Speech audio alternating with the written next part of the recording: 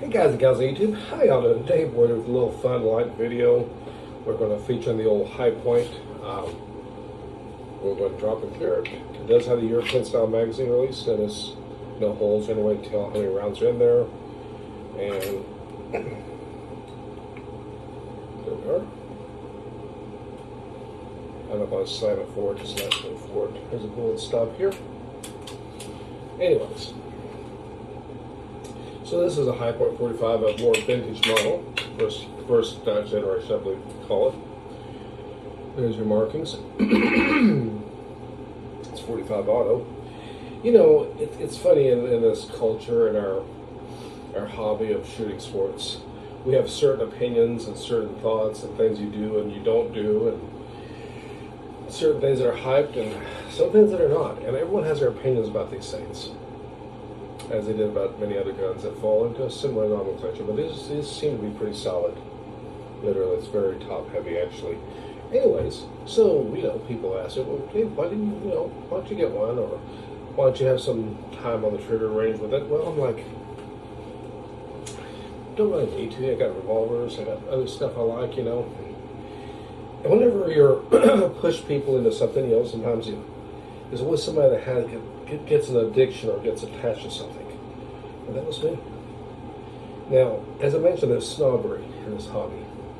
So you don't usually, when people say, oh, I just picked up this 1911, or I just picked up this Smith & Wesson, or FN, what have you. You don't usually say, oh, I just picked up a High Point. I just don't really say that. So I wouldn't really say much, and life went on.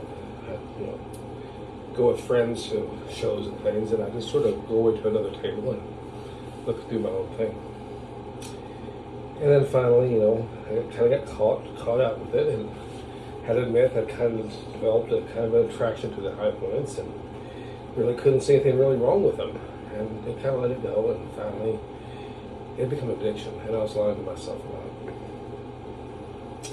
And my partner there, she's like, you're having problems. So I said, okay, I'll stop. I'll get you warm. I'll put it behind me. It'll be fine. Except I was lying. There was just one more I found, and I didn't worry too much about it. And then one day, she seemed very quiet, and she wanted to come back to the room there, and I said, what's going on? She pulls out a High Point magazine for a C9 9mm. And I said, oh, it's just like any other addiction. I said, oh, I'm sorry. I must have forgot to get rid of that. She wipes her finger and shows me the residue of it had recently been fired. And I was disgusted. I mean, had she been angry with me, that'd been one thing, but instead, she just looked so disappointed, so hurt. I violated the trust. I stood and just hung my head in the room as I listened to her walk away. Heard the door slam.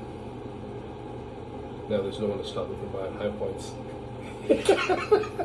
Sorry, just a little fun. It's been a long day. But seriously, let's have no judgment and stuff. I mean, if someone wants to rock these, like the Ravens, RGs, whatever the reason is, or they want to spend $3,000 on 1911 or even more, that's fine. Talk about it. Leave me a comment down below. Anyways, I just want everybody to feel welcome here, and let's all get together and have a good time. Y'all stay safe, guys and gals out there. Till next time, ciao.